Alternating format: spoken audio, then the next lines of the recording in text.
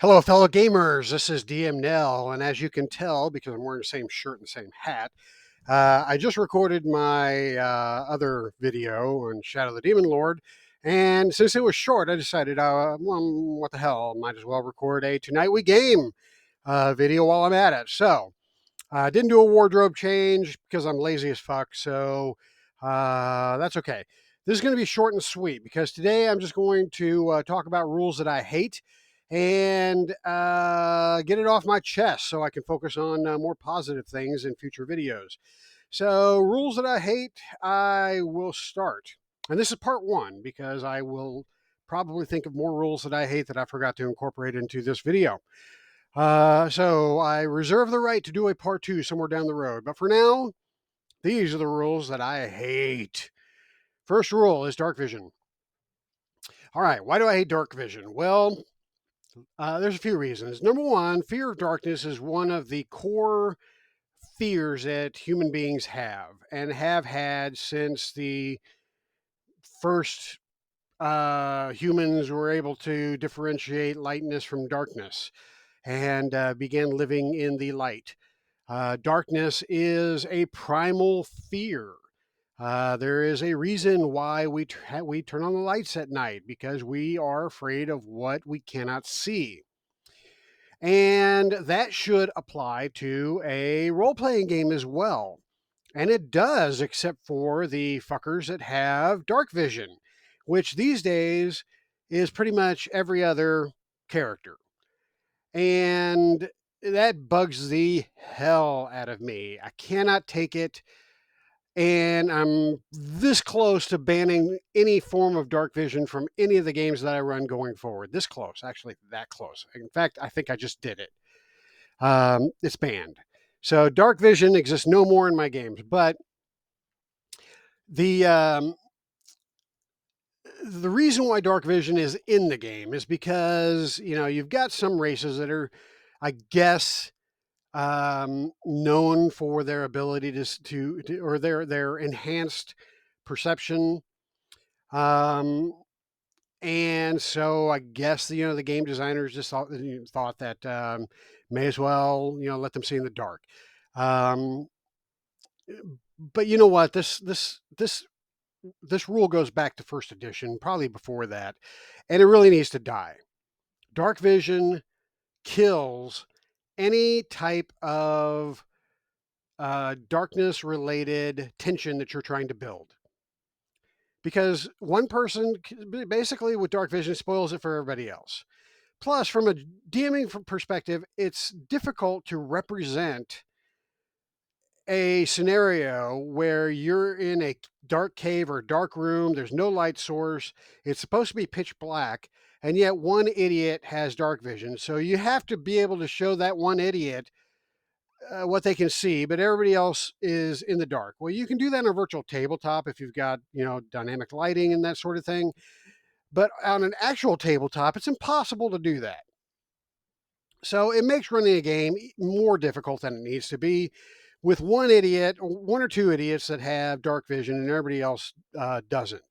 And well, you might say, well, the person that doesn't have dark vision, they can just light a torch. Well, okay, well, why the fuck have dark vision then? If you're just going to have a torch lit in the same room, it makes no sense. And then I can hear you saying, well, you can send the person with dark vision up ahead to scout things out and report back to it. Okay, well, that goes back to my original point. You're spoiling the whole impact of, the fear of darkness. So that's why I need to get rid of dark vision. I have a need, and I have a fever, and the only prescription is no dark vision. So bye bye. The second rule that I hate is saving throws, and in particular, saving throws when applied to multiple creatures.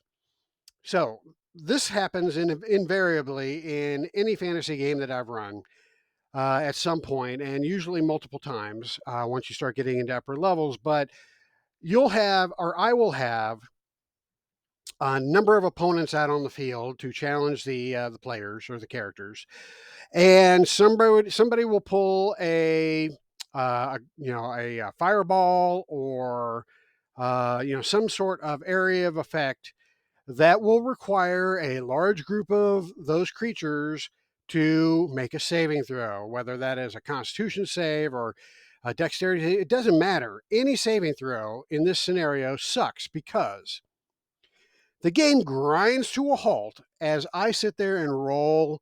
Okay, this guy saved. This guy failed. This guy failed. This guy's, oh, that's a cock die. Sorry, I have to roll that again. That guy failed. Okay. Meanwhile, everybody's back on their, sitting back in their chair going, wake me up when this is done. So, end result is generally half damage, right? Sometimes it's a save or die effect, but usually it is a save for half damage of some sort.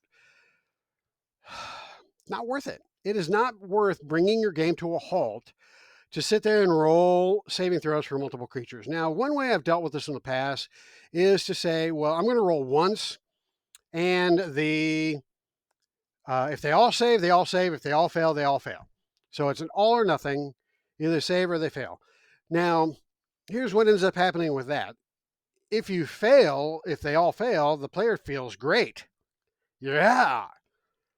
If they all save, the player is pissed because, that means that if I would have done it the normal way, on average, half of those guys would have failed, right? So it's a no-win scenario for the DM.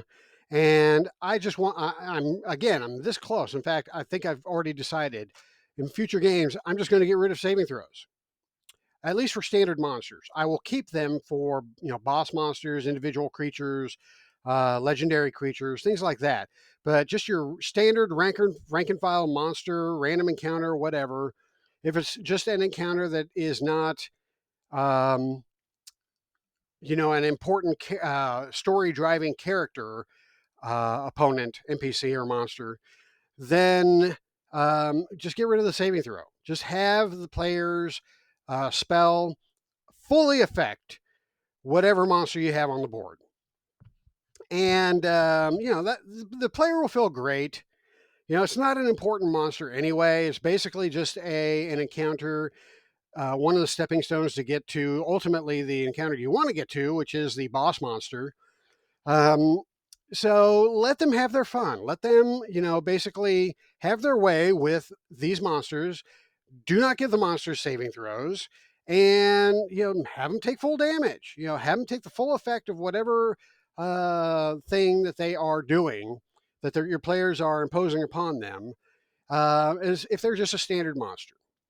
That's my advice. I'm going to try it out. I'll probably hate it. You'll probably hate it, but I like how it sounds.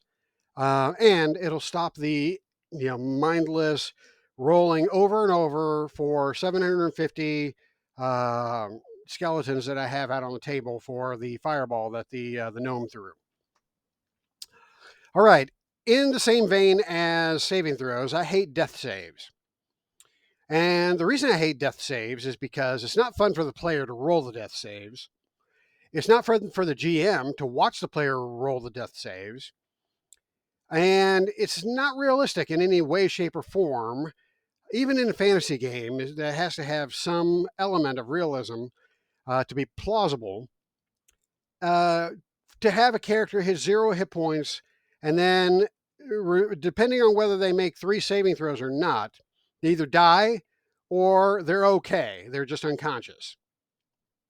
Okay, so if you're that bad and you're dying, what happens when you're rolling the die that miraculously makes you not dying? I cannot reconcile that in my brain. And I know hit points are supposed to be, they're not an actual representation of the player's health. I get that.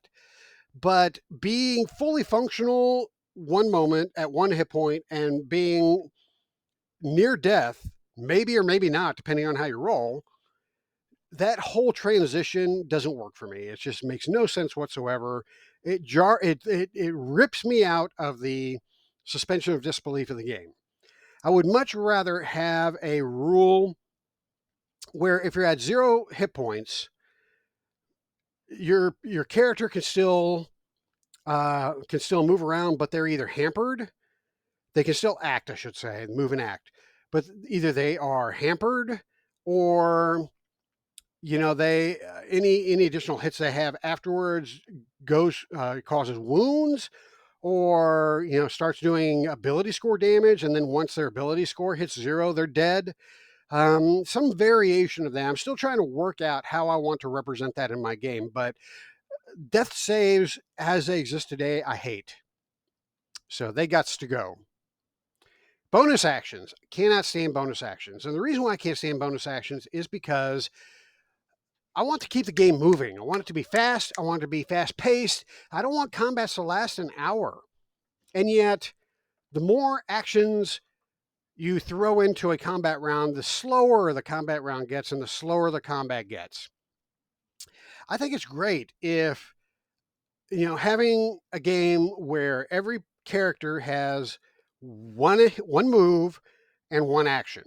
Now, that one action can incorporate multiple attacks, but just one action. This bullshit of having, I get a bonus action, so now I can do this other bullshit over here. No, no, can't take it. So, and of course, that doesn't go for monsters, because monsters need multiple actions in order to be able to keep up with the party. I'm just talking about from a player perspective. Bonus actions suck. It's because it just grinds the game to a halt, or at least it slows it down significantly, and I don't like them. Okay. The last thing I'm going to harp on in this video is any condition that takes you out of the game, which are several conditions.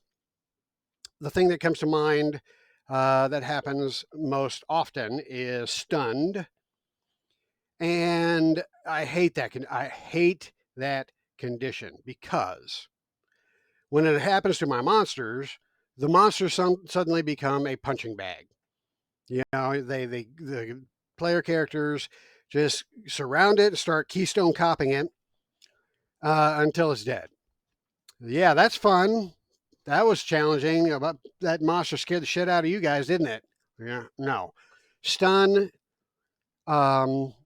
is an encounter killer for the most part. If one of my monsters is stunned, I might as well just say, okay, well, you killed it. Let's move on.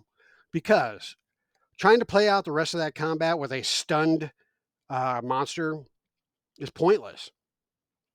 There are other conditions similar to that, but not quite as bad as stun. Of course, unconscious, but you usually don't get unconscious unless something happens to make you unconscious, like you run out of hit points and you fall unconscious, or something to that effect. So I understand the need for an unconscious state because shit happens and people get knocked unconscious, but the stunned condition does nothing but piss me off. Dazed isn't much better, but at least with dazed you can do something.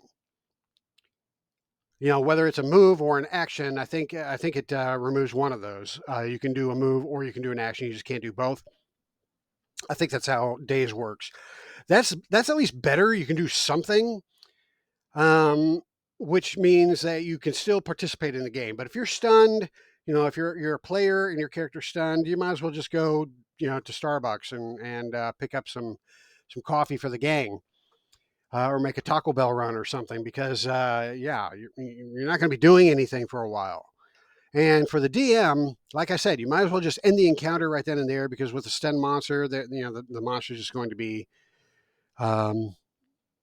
just beat up on. They're a punching bag at that point. So those are the what are the five rules that I hate, and that I will probably be house ruling in future games. All right, so that's it. That's all I got. So if you like my videos, show me the money. Or not. I don't get any money, but show me the likes. Give me a like, thumbs up or thumbs down if you hate it or whatever.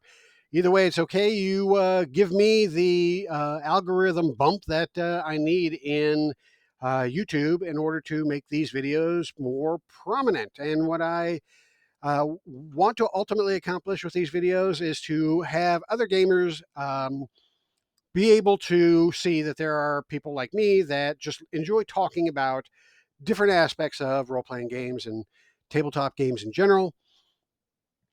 Just like with my Shadow of the Demon Lord games, although those videos are specific to one game, I do like to talk about multiple types of games in these Tonight We Game videos. So, give me some likes, give me some comments, give me some loving in YouTube, and that'll help other people find these videos. So with that, I will let you go. I appreciate your viewership, and I will catch you in my next video. Game on.